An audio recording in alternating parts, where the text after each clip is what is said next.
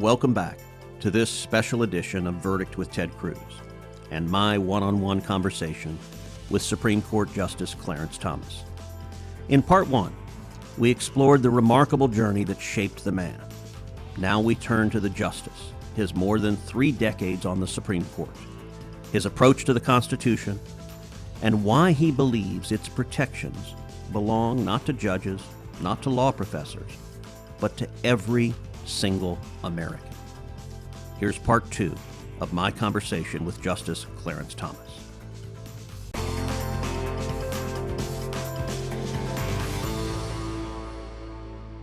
By any measure, one of your greatest legacies on the court, and there are many, but has been on race. And you have been a clarion voice in your entire tenure on the court for the principle that the Constitution does not allow racial distinctions, does not allow racial discrimination. The Constitution is colorblind and protects everyone.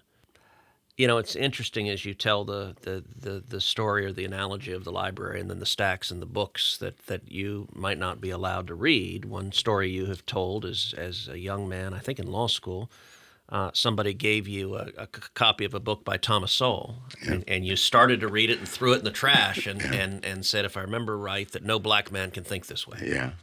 That was Black Education, Myths and Tragedies, I think, that one of his early books, and he laughs about it. Then, of course, he sent me a copy just to make sure I had it. But then, after law school, I was working in Jeff City. It's one of those Hobson's choices. That's how I wound up there. The only job offer I had, but it was the best job I've ever had. But all the fancy law firms wouldn't give you an offer. No, you came out of Yale Law School, did really well in law school. Doesn't matter. And I always tell them now when I see them, they're the reason I'm on the court, because but for them, I'd be a tax lawyer someplace. And they're woke now, but they were fast asleep when I got out of school. So anyway, God works in mysterious ways. I wind up in Jeff City. And so you're working for Jack Danforth, who was the Attorney General in Missouri. Absolutely wonderful man. And your classmates were asking, what are you doing going to work for a Republican? Yeah. And he was the only one who would give you a job. He was the only one who gave me a job. I mean, I had trouble with that. I mean, I was dying. Remember, I just voted for McGovern. Yeah. You know, and I thought he was too conservative. So you can see ideologically where I was. But I go to work for him, best job I've ever had. Well, and you said when you came in, you said, look, I don't want to work on matters of race. I don't want to be treated differently than anyone else. And you joked that he took you very seriously. Yeah, and he ignored all of us. But he was. But you loved that job. I loved it. It was the best job I've ever had. $11,000 a year.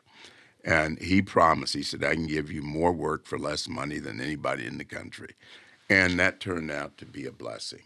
But at any rate, that office, the way that he ran that office was just wonderful, even-handed. One of the people I met who became a very dear friend was a quadriplegic from West Point, Nebraska.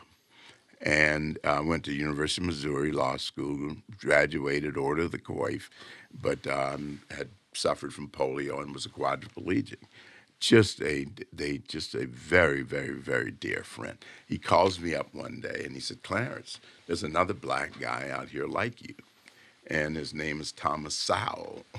And it was Thomas Sowell. And he'd run, and it was a book review in the Wall Street Journal. And it was on race and economics. And I obtained copies of that.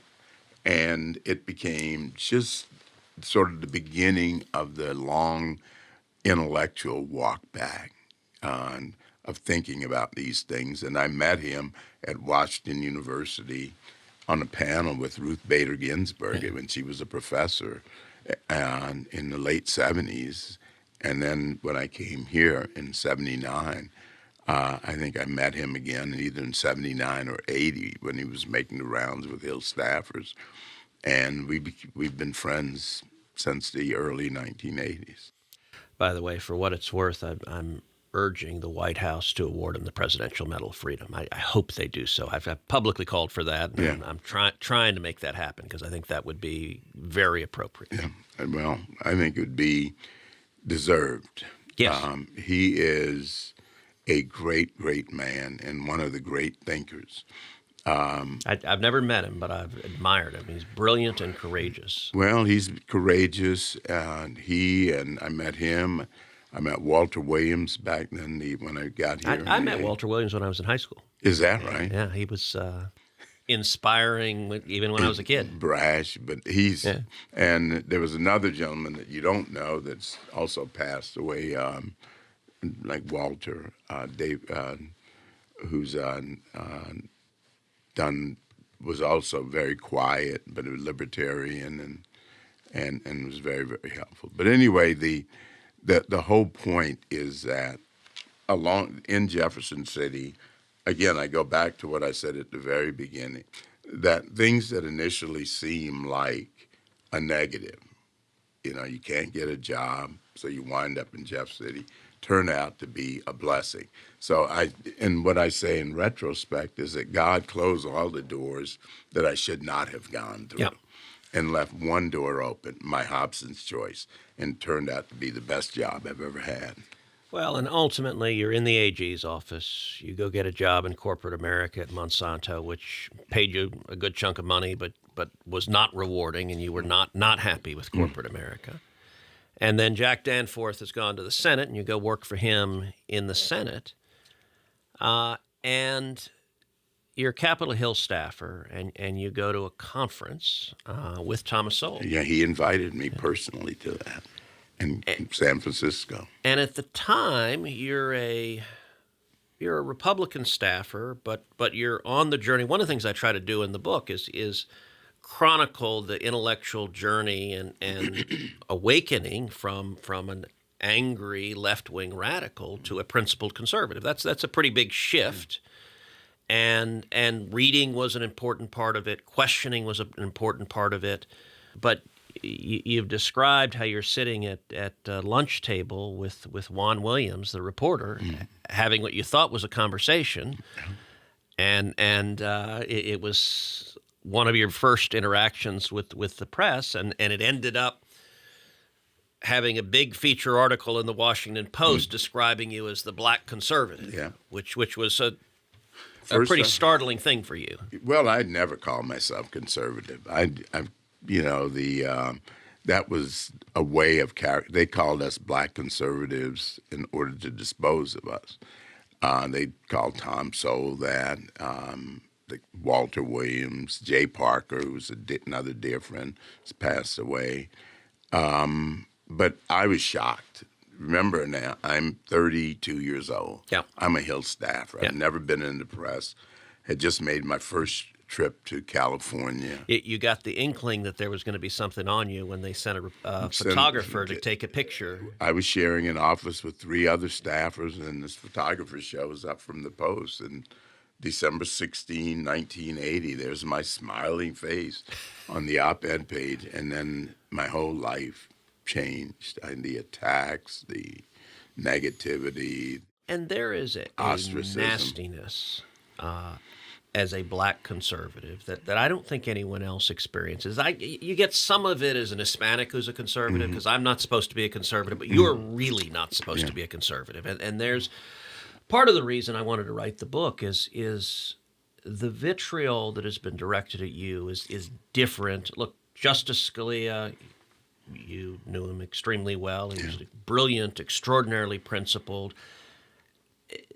He never had the kind of hate directed to him that you did. And the left, they view you, a black man is not allowed to think that way. You're a traitor for it. And that, there's an ugliness to that. Yeah, well, I mean, that's, I grew up, I've been fortunate to have had misfortunes. And one of the things you learned during segregation is there was this idea that, boy, don't you know your place. Yep. And that's the same thing. I mean, these are the same, some of the worst people that you would meet, like the progressives. That's why I mentioned people like Woodrow Wilson, one of the early progressives, who was a vicious racist. Yeah, but see, underneath that, and Paul Johnson makes the point that you scratch the surface of things like of the Marxists and the socialists. That's what you find, because they have to categorize people. So I understand that. But I crossed that bridge in my early 30s. That I accepted that this is the way they were going to treat me. This is what was going to happen. This is what would happen, and who knew where it would lead? But God would take care of that part. Yeah. But the fact that they have all this vitriol, to me, is a white flag that they have no argument. Yep. When you start calling If they think you're names, wrong, persuade you. look, I'm open to reason, Yeah. but I will not be told what to do. Right. No one cajoles me. No one makes me do anything. Slavery is over.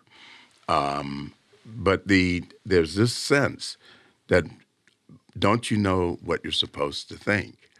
And that is, with me, that is the wrong argument. Well, and related to that, one of the things that you have really powerfully written and spoken about is with affirmative action and racial quotas. It brings with it a stigma.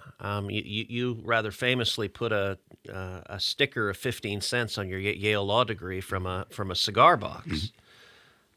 Because, and you talked about coming out of Yale, but not being able to get a job. And look, I went to school at a different time than you did, but I'll tell you, as an Hispanic, I still remember this one supercilious liberal in law school explaining that everyone who wasn't a white man was on the law review because of affirmative action. That was the only reason anyone could possibly do well is because they were giving us this gift, and it was infuriating.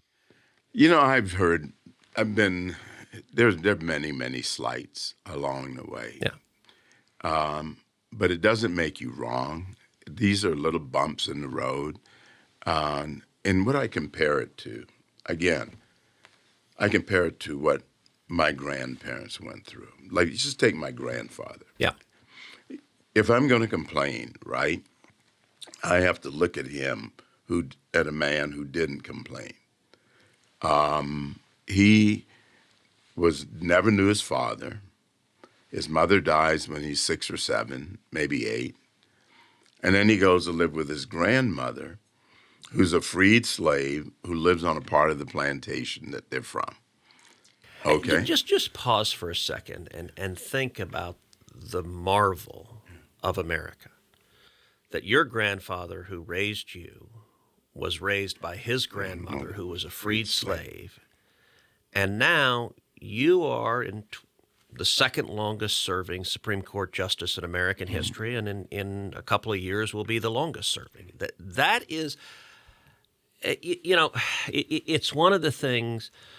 Look, those who point to the flaws in our nation's history, they're not wrong. Our racial history in particular, it has been a history of injustice, and slavery was grotesque.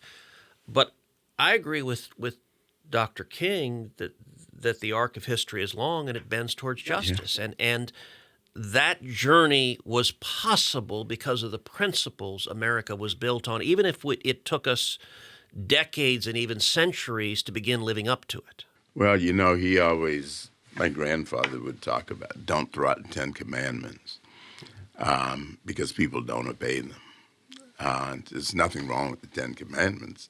It's just we have weaknesses, or for whatever reasons, we don't comply. Yeah. And I think sometimes when you're angry and you see suffering and difficulties, you are willing to throw everything out, the baby with the bathwater. And as you get older, you can be more discerning. And one of the things I think that's unfortunate is that the people who should know better haven't stood up and defended those principles and asserted them and then tried to live up to them and not be hypocritical and not to sacrifice the principles for a share of the power or for a share of the loot that they're getting from the country or whatever. And so one of the things that I tried to do when I was in teasing out the speech at the University of Texas is to make this point. Two things that I wanted to talk about was the fact that here you had uneducated people who believed that God made them equal. And you had Irish nuns, immigrants, that believed strongly that God, in God's eyes, we're all equal. Yeah. And this was not to be debated. It was not, no matter what the laws around us said, this was not debatable. So now that means if they're Irish immigrants and uneducated people who no formal education believe this, my point was simply that then it must be self-evident. Otherwise, how else would they know? The other part of it that I was interested in is there are a lot of nice words in the Declaration, for example. But what do they pledge? Their lives, their fortune, and their sacred honor. Yep. And this is after what the king says, I'm going to hang all of you. And that was not theoretical. No, I know it. He was not happy. Yeah. But at any rate, my point is if you end it by saying, I'm willing to die for this. Now, that gives value to what you just said. In your wedding vows, you say, I do, and you mean it. Right. You said you've been married, what, 29 years? 25. 25 years. So that gives content to your wedding vow. Yeah. When I said I do to my wife, that gives content. Otherwise, it's just nice words. And I think one of the things, and this goes back to my point about leaving the seminary, do you really mean it? Right. Do you really believe as a church what you said Yep. you believe? And it was the gap between that, what you said, the church said, and what the leadership seemed to a 19-year-old to believe. And I think in this country now, think about it. When last have you had a leader that said something that is the equivalent of I pledge my life, Yep. my property, my fortune, and my sacred honor? So you referenced the speech you gave at University of Texas. I want to commend all the listeners here. Go and listen to that speech. It really was an extraordinary speech. I'm proud of UT. I spent a couple of years on the faculty as an adjunct law professor there. And look, most law schools are so left-wing. I'm proud of UT for inviting you there. The president, Jim Davis, is a good friend. Yeah. Had you there. But it really is an important speech and conversation. And if folks haven't listened to it, they should. What I want to do in the interest of time, that there are additional chapters in your life, from being a Hill staffer to an assistant secretary of the Department of Education to the chairman of the EOC and the Reagan administration to a Court of Appeals judge on the D.C. Circuit to going through one of, if not the most brutal confirmation hearing of any justice. You and Brett Kavanaugh can arm wrestle for who had the rougher time, but in many ways you're, and I talk about this in the book, how what Justice Kavanaugh went through was a replay of the playbook that you were subjected to. I want to skip over all of those periods, although I recount them in detail in the book. And I want to go to after you are confirmed and you're sworn in and you're in your early 40s and suddenly you're a Supreme Court justice. And your autobiography ends with your being a justice. So it tells your life story, but then does not cover your jurisprudence. I want to start with just a human thing. What's it like the first day you're a justice? You walk in, like just what's day one of being a Supreme Court justice? Well, you feel a little small and like, what the heck am I doing here? Which was still a question. But this is, as I said, and just Lord grant me the wisdom to know what's right and the courage to do it. That has been a constant plea of mine. And it is what brought me back to the church, stopping at first St. Nicholas, then sometimes St. Mary's, and sometimes St. Joe, to just ask for the wisdom and to know what is right and the courage to do it. But it is just you pledge to, I gave President Bush my promise. I took an oath. He said, can you call him as you see him? He asked me that in Kennebunkport, July 1, 1991. And I said, I can. And that's what I've lived up to. My grandfather, when I asked him, when I was being attacked in the early 80s, 1982, I said, what should I do? He said, boy, you got to stand up for what you believe in. It's pretty simple. And I must say, I'm on the other side of that spectrum now, but I was treated royally, fabulously by my new colleagues. Your old boss, Chief Justice Rehnquist, Justice Scalia, Stevens, O'Connor, a great woman who doesn't get the credit she deserves, Justice Kennedy. And now I'm on the other side of it where I have newer colleagues, wonderful and brilliant young people like Neil Gorsuch, Brett Kavanaugh, you mentioned. We have Amy Barrett. Right. And then Sam Alito and I were at Yale together. Just a wonderful, wonderful. Now, you were classmates at Yale. He was a year behind. He was a me. year behind you, but you didn't know each other. He's a funny guy. He's brilliant. He was Yeah. always nerdy, Princeton guy like you, right? Yeah. And so I said, Sam, how come we were there 2 years together? Why weren't we friends? Clarence, you were scary. I did. It was really, I'm so glad they didn't have these phones where you could take a lot of pictures. I wore bib overalls throughout law school and combat boots, and just, it was awful. But you have just, the chief has been a good friend. But my point is simply this, that,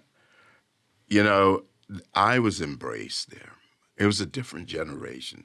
It's the World War II, Byron White. Yep. They were just wonderful people. They were very kind to me. The courts changed a bit now since the Dobbs leak. Back then, there was a trust. Yes. There was an honor, even as you disagreed. There were lines you did not cross, and I like that. These people were the age of my mother, and older. Yeah. And so it was a different era, and now it's a different generation now. But the point is that you have equally good people who are there. I mean, I knew some of them as law clerks, but they've become very dear friends, and I hope to be a model to them as the older members of the court who were there when I arrived were to me. So, of all the justices who have served on the court, I think you are the most willing to reconsider precedent and to think of an issue anew, which is in some ways to think about it as it was, in fact, in many ways to think of it as it was originally understood. And that, your opinion writing is you write straightforward opinions in ordinary English. You don't tend to use fancy highfalutin words, but your opinions are written so that the regular person can read them and understand what you're saying. And I think there's a workmanship quality to your opinions. I analogize it to a farmer or someone building a home that you draw that same analogy. Why do you think it is that you are the most willing to reconsider precedent? I start with something you and I think, have talked about over the years, and that is that I start with something has to make sense. Quote from your grandfather, if it don't make no damn sense, it don't make no damn sense. Yeah, and I keep that in my office. Yeah. Because he would call some of these professors fast talking. Yeah. And you think about it, we have had throughout history court intellectuals who can make all sorts of justifications for things and theories and et cetera, et cetera, et cetera. And I've been blessed because I can sort through the theories, and I read lots and lots and lots of books. Yep. And I've been at it a long time. And I have young people who have that energy, and you say, we're going to go find the answer. Now, it may not be what we want, but we're going to go look for it. And what we find in many instances is it's been a theory. So you can have, you can deductive reasoning. You have a theory and you work down. Or you can have inductive, which any rancher or farmer uses, which is you do something and it's experience and you keep generalizing up to something more general. And that's the world I grew up. The latter is the world I grew up in. If I cannot explain it to that guy on the ranch, Yeah. and if he has said, boy, that don't make no sense, you know, he should be when I go out to ordinary people, they should be able to understand their constitution. And by the way, ordinary people, one thing people may not know, you do that a lot. You and Jenny go out in your RV, like in the summertime, you head across the country and are in Walmart parking lots just hanging out with regular people.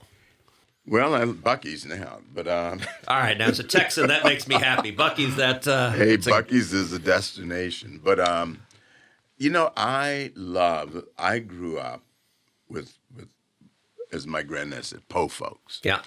And that's the world I like. I like people who work with their hands. I like people who are regular people. That's my preferred world. And, you know, my wife laughs at me because our motor coach is 35 years old. So I like the old buses. Yeah. And so you hang out with the guys who do work on old buses.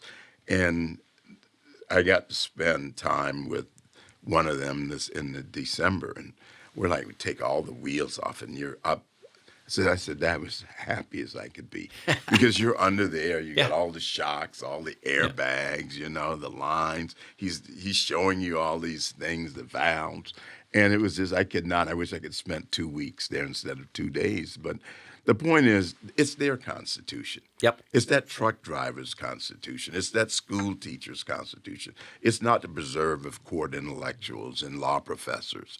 And we've turned it into that. We've over-intellectualized it. This is a point that Murray Rothbard makes in his book, Conceived in Liberty, okay?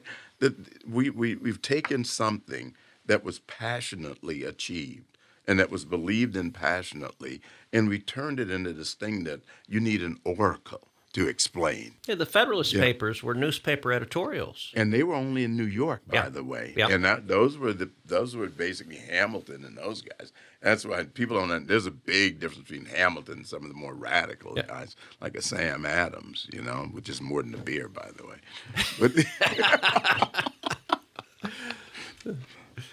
I will admit there was an amusing exchange of one commentator on the left who was on TV saying, James Madison, Thomas Jefferson, can you imagine those people overthrowing the government?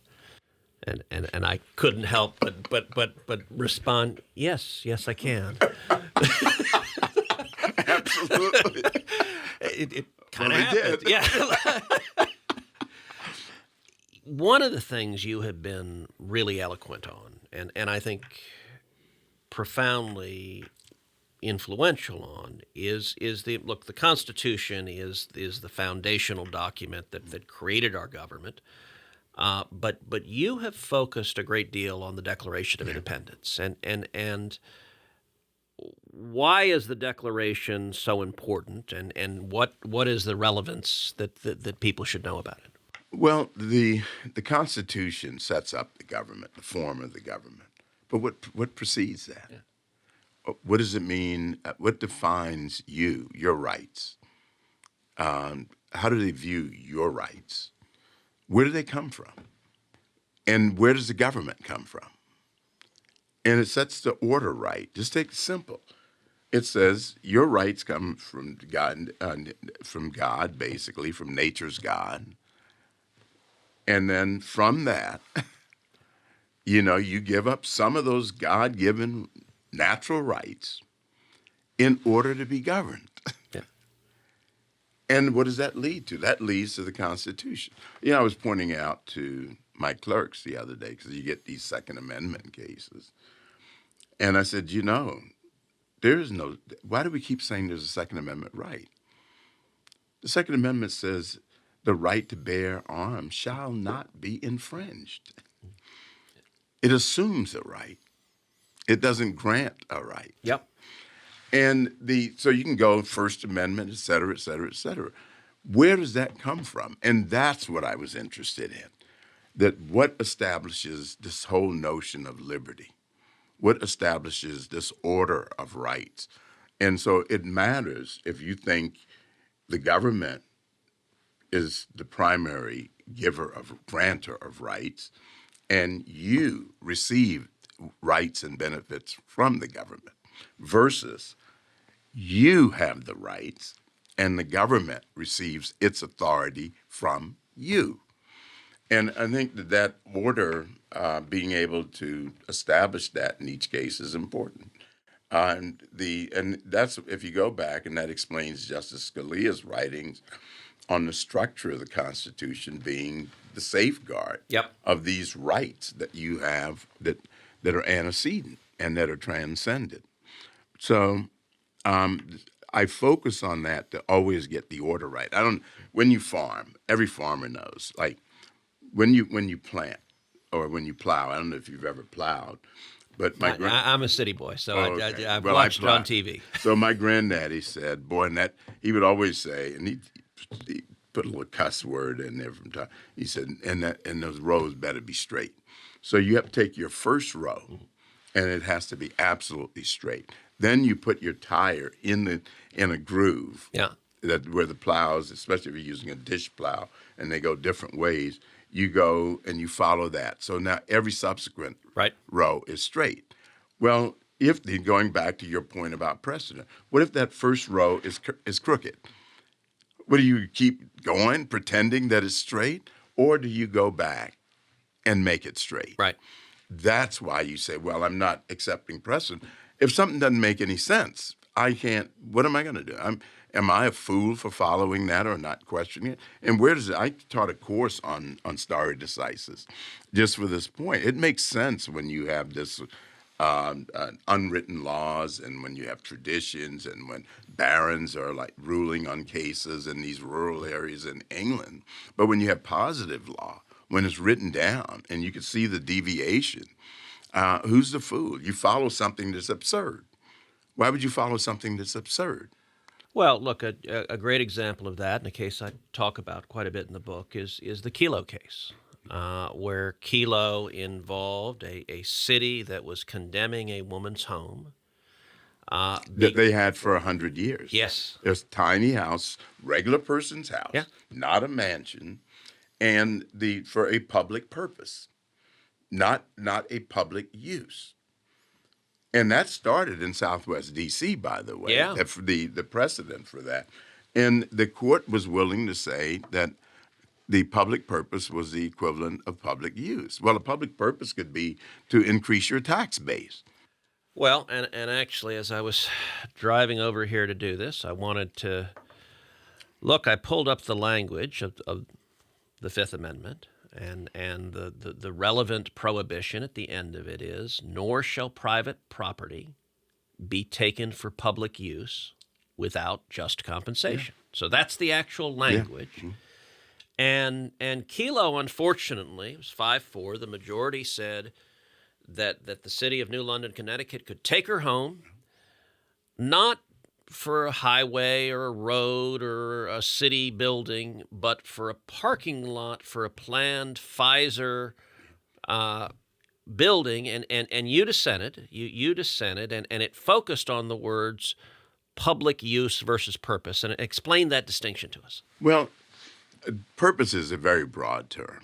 And the court in its precedent had basically turned use into purpose. But there's another thing, a principle or that we have followed for years, which is the government doesn't take private property from person A and give it to private person B. Right. That's not a public use. So, but going back to your point that a public use would be a park, it'd be a hospital, it'd be a highway, et cetera, something that the public uses. A public purpose doesn't necessarily, is much, much broader. So just imagine you have a somewhat blighted area. Yep. But suddenly it's attractive to people with lots of money. And a city decides, well, we'd like to increase our tax base. Well, there are all these young people with lots of money who want to build these McMansions. Yep. or these high-end Yeah. $2 or $3 million structures. Well, that's the public purpose would be to increase that tax base, but that's not a public use. Yeah. And now you've given people who have authority to take your property a much broader way and much more power to take an individual's property. Now, why is the issue? I took quite a bit of property at Yale for this reason. If you go back to Georgia, if you go back to the South, you go to places like South Carolina, there was all this land that blacks owned in the way that my family received land over the years. It was called heirs property. Yep. No, everybody owns it. Nobody's really in charge. Well, a lot of that land was there was aggressive effort. There were aggressive efforts to to use that land for developments. It could be for resorts in Hilton Head. It could be for strategic purposes in Harris Neck, Georgia. It could be for conservation in places where blacks were subsistence farmers, like in McIntosh, Georgia. So my only point is simply this: that the word, if you want to protect the property, you have to stick to the words in the Constitution, or it sort of spreads out to broader powers that were not intended, and public purpose allows it. Plus, that word appears no place in the Constitution. Well, I will say, even though you were in dissent, you did not command the majority in the court. I think over time, the view you articulated has prevailed, and it's persuaded. Texas and many other states have enacted laws to prevent the taking of public property for public purposes, and it was inspired by your very, Justice O'Connor used an effective analogy in dissent in that case, where she said, under this reasoning, the government could condemn every Motel 6 and to build a Ritz-Carlton. Yeah, and she's right. Yeah, and she and I and remember, she comes from a rancher. yeah, I think just think about it, hand in hand with liberty. You had they were traveling companions, liberty and property. Okay, wherever you see it, if you look at the due process clause, what does it protect? Life, liberty, and property. Okay, wherever you see it. And that was my grandfather. What did he say? We're poor. He said, a little bit of land, you get to raise crops, you get to build a little place to live, you get to raise some animals, okay? The property was a part of your way to take care of yourself. So liberty and property, it was the fruit of your labor. So you worked in the cornfield, you planted it, you took care of it, you harvested it. It's yours. And the land is yours. You earned it. And I think you see throughout the founding, all those things those were always paired, liberty and property. And we treat it as though it's a benefit from the government rather than a right that transcends the government and is to be protected from the government. One thing you did there just a minute ago that is really powerful and that is a consistent theme of your jurisprudence is you understand the rights protected in the Constitution with an understanding of the context of history. So when you're talking about condemning land or property for public purpose rather than use, you quickly brought it to when government power is used, historically it has been used over and over by the rich and powerful against the more vulnerable in society, often against African Americans or Hispanics or people who don't necessarily have the ability to defend themselves against government power. That's something also that you've powerfully done in the Second Amendment context. And one of the things that you've said, you and I, when we were sitting down doing interviews, you talked about the importance of Reconstruction, that if you're going to understand American history and the Constitution, you got to understand Reconstruction. Tell us about that. Well, it's everything. I mean, it's, I think Reconstruction. Why'd you have Reconstruction? I mean, because you had the Civil War, you had slaves that were freed, You had the South that was not going to do what it should do. And so you basically had the military in the South. And after Reconstruction, of course, you got the Redeemers, you got the Redeemers. You have the former Confederates who've been disempowered, disenfranchised, and they start forming these vigilante groups. And who are they going after? They're going after the Republicans in the South. They're going after particularly the freedmen. Right. And what's the argument? If you just take a look at it, you'd see they would maraud, they would intimidate, they would lynch, and there was a big difference. But the 14th Amendment is passed. Yep. And the whole point is to now make these slave citizens. But there's something further going on. If you look at the debates in the 14th Amendment, the argument is these people have a right to defend themselves. Yep. Now, the radical Republicans felt that with these rights, privileges or immunities, Right. also brings the right to bear arms. Okay? They have a right to defend themselves from these marauders. And anyone who lives in a rural area, who was in the South, it could be in Texas, in rural Texas, everybody is armed for a variety of reasons, to defend themselves, to hunt, etc. Yep. And if you live in rural Georgia, I didn't know anybody who didn't have at least one weapon. Yeah. And you could have like a mad dog. You could have a 6-foot rattlesnake. You could have a moccasin. You could have all sorts of things. And you could have an opportunity to kill an animal for food. But my point is that the radical Republicans understood that without that right to defend themselves. And fundamentally, it's a right to life, a right to protect your life, your kid's life, your family. I mean, that was the point. That was the Freedmen Bureau. If you look at the reports, they're getting killed down here with the Knights of Camellia, the Ku Klux Klan, etc. And so you get the 14th Amendment, right, and defining them, of course, answering Tawney and responding to his notion that blacks cannot be citizens, but it also brings in the Privileges or Immunities Clause. And Tawney was the author of Dred Scott, which, if there's a decision that is more disgraceful than Plessy versus Ferguson, it was Dred Scott. Well, it is. It for a lot of different reasons. I've spent a lot of time on Dred Scott and the history around Dred Scott. But the whole point is that here's a man who's trying to figure out a way to say that no way blacks could ever be citizens of this country, just by their very nature.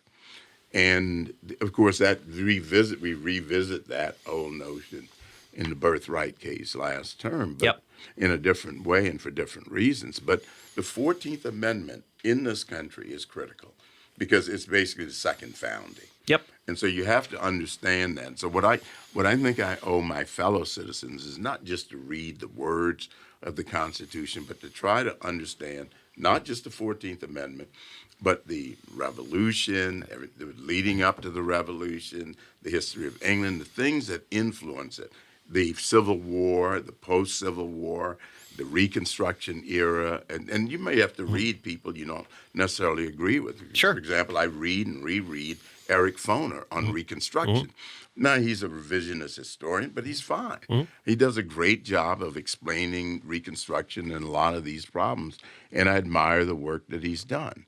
And at the same time, you may not agree with the revolutionary period with Murray Rothbard because he's a libertarian, but he's written a couple of thousand pages on this, on Conceived in Liberty, and it's worth reading because it gives you that sort of granular understanding of the revolutionary period. But you told me a story about Justice Breyer when he was robbed. And if you just share that story. Poor Steve Breyer.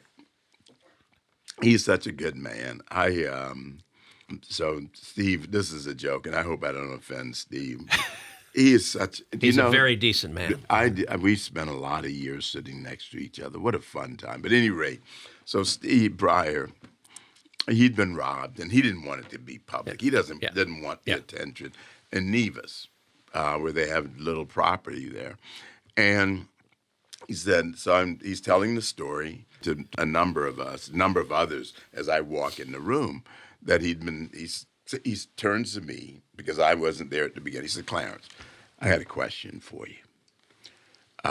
You're on your porch, you're playing bridge with another couple, you and your wife, and a guy walks up with a machete. What would you do? And I said, I don't play bridge. He said, okay. You're playing poker. And a guy walks up with a machete, and he says, he demands money. What would you do? He said, I don't play poker. I don't play cards, Steve. He said, what would you be doing on your porch? I said, cleaning my guns. And I said, do you want some ketchup with that? But at any rate, he is such, I hope that doesn't offend him. He is the nicest man. And that goes back. Let me just say a word. You ask about, the court and the work, et cetera. It's a human institution. And I've been blessed because I get along with the members of the court. We have a different set of colleagues now, but they're wonderful. You've got Neil and Louise Gorsuch, they're delightful, just wonderful couple.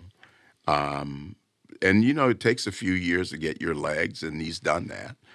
Brett Kavanaugh was just the nicest person, he and his wife, Ashley. She's a Texan. Yeah. You've got the Alitos, Martha Ann and Sam, again, and the chief and Jane. I mean, it's a wonderful group of people, and it was when I came on the court. It's different now because I'm the oldest member as opposed to the youngest, or as the New York Times said, the youngest and the cruelest. It's just I've just changed perspective, but still. It's a human institution with decent people on board. So I saw Brett and Ashley at Lindsey Graham's funeral, and they've been friends. I've known them for 30 years. Yeah. Ashley was on the 2000 George W. Bush campaign with Heidi and me, so we were all young staffers on that campaign. So I saw the two of them at Lindsey's funeral. I actually told Brett at the funeral a story during his confirmation hearing when Lindsey Graham went off. And I think it's Lindsey was a dear friend of mine, and it was his finest moment, I believe, as a senator, where he unloaded on the unfairness of what was happening. And my mother had not previously been a fan of Lindsey Graham's. Yeah. And in the hearing, she texts me, and she says, okay, I now love Lindsey Graham. And she goes online and gives him $40. Yeah. And so I walk over to Lindsey, I pull out my phone, and I show him the text from my mom. And Lindsey is cracking up laughing. Well, it is really interesting, and that goes to our country. People like people who stand up for what's right. Amen. And as I said to you from the beginning, I do not understand a lot about this town. I don't know who has the time for all this animus toward other people. I don't spend any of my day on that sort of thing. But the lying that takes place, the attacks on financial disclosure, which was laughable in one way, but just painful to just the lies. Yeah. But you and the Mike Lee and the others who stood up are dearly appreciated, because we could not believe the inundation of just misstatements and falsehoods. And we don't have the capacity at the court to defend ourselves. Yep. We don't have a bully pulpit or anything like that. Most of us just simply are doing our jobs. And we can disagree, in the old days. I think I first became aware of the court when they're riding along US 17 between Savannah and the farm. There were these impeach Earl Warren signs after Brown v. Board of Education. And so I understand that people have different ways of reacting to the work that we do. But this current environment that we're in is quite, quite different from signs saying impeach Earl Warren. Well, Justice, let me say thank you. Thank you. You've been incredibly generous with your time. Thank you for joining us on this podcast. Thank you for spending the time in the interviews to write this book. And look, I've said this before, but you are a true American hero. And I want to say to the folks listening, if you're a young person, there are a lot of young people that listen to this podcast. If you are a young person and you're looking for someone to admire, someone to emulate, someone to walk along a path and be inspired by, you would be very hard-pressed to find a better role model than Clarence Thomas. And that's why I wrote this book, because I think you are an incredibly historically significant human being and leader with courage and principle, and I am grateful. You can order the book, goingfurther.com, pre-order the book, buy it for your family. I think you'll like it. I think you'll learn. I hope in this podcast you've seen why I admire Justice Thomas so much, and why I think you should as well. And thank you very much, and we'll see you on the next podcast. Thank you, Justice. Thank you.